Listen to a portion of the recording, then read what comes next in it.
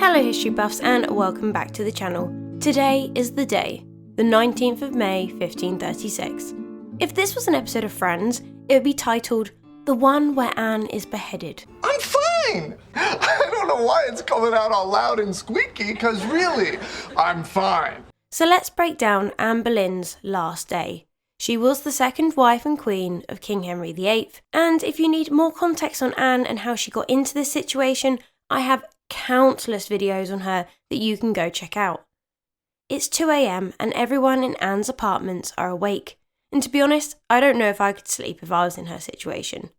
It is noted that Anne seems to be remarkably composed. Her moods seem to fluctuate between despair, hope, and even cheerful, laughing and joking with her ladies. The Constable of the Tower, Sir William Kingston, even wrote that I have seen many men and also women executed, and all they have been in great sorrow, but to my knowledge this lady has much joy and pleasure in death. I'm not a doctor, but I think we can put this down to hysteria more than anything else. It's rather a gruesome honour to have, but Anne would become the first person to officially have a private execution within the walls of the tower, and her scaffold, which was built quickly, something that Cromwell made sure of, as we know how flippant Henry could be. Her scaffold would now be located just outside where the Jewel House is today. At 4 AM, Anne is with her chaplain, giving her last confession. An hour later, she starts to dress to get ready for her execution. It is said that Anne wore a red kirtle, or underdress, and her outer gown was either grey or black. I personally like to think it was black, as it would probably look better, and also it's like the colour of piety and sobriety at court, but that's just my opinion. This gown was trimmed with fur, with a low square neck, and from her shoulders flowed a long white cape. Anne is dressing down compared to her extravagant and richly coloured French gowns, perhaps for sympathy, or to appear humble, but either way, how one dressed was full of symbolism, and it was their last chance to speak without really speaking. So, you know how I said it was a private execution? Yeah, well, someone did leave the tower gates open, so oops. Alrighty then.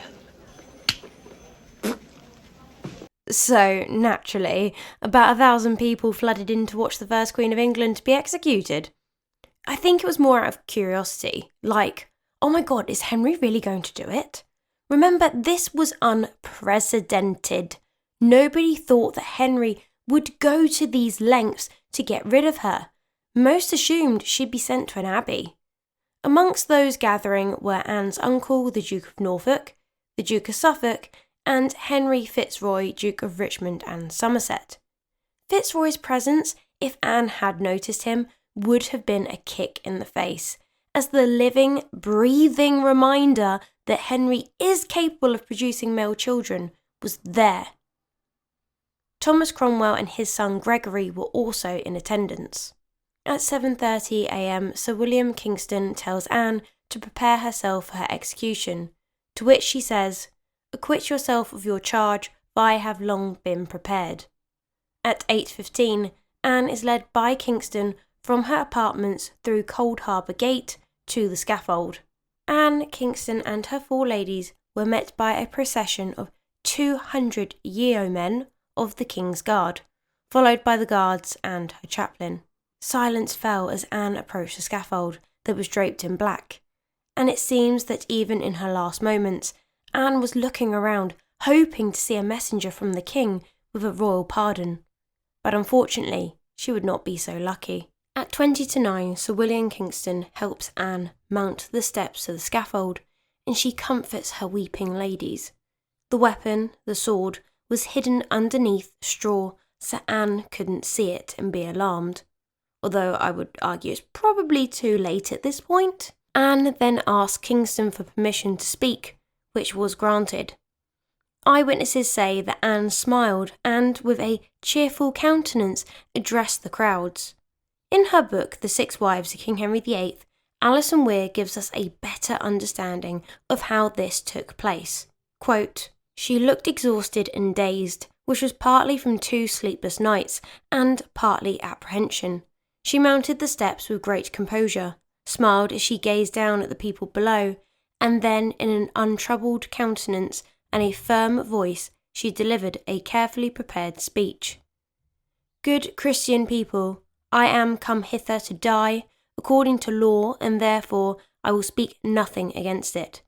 I come here only to die, and thus to yield myself humbly to the will of the King, my Lord. And if, in my life, I did ever offend the King's grace, surely with my death I do now atone. I come hither to accuse no man, nor to speak anything of that whereof I am accused, as I know full well that aught I say in my defence doth not appertain to you. I pray and beseech you all, good friends, to pray for the life of the King, my sovereign lord, and yours, who is one of the best princes on the face of the earth, who has always treated me so well that better could not be. Wherefore I submit to death with good will, humbly asking pardon of all the world. If any person will meddle with my cause, I require them to judge the best. Thus I take my leave of the world and of you, and I heartily desire you all to pray for me." Her speech apparently brought many to tears. Then Anne is invited to confess the truth, to which she replies, "I know I shall have no pardon, but they shall know no more from me." At 5 to 9, the swordsman takes off his shoes, so Anne can't hear him when he approaches. Anne then turns to her ladies and begs their pardon for any harshness towards them, and she gave Margaret Wyatt, Lady Lee, her prayer book, which still survives and is on display at Hever Castle today. Anne removed her headdress and is handed a linen cap.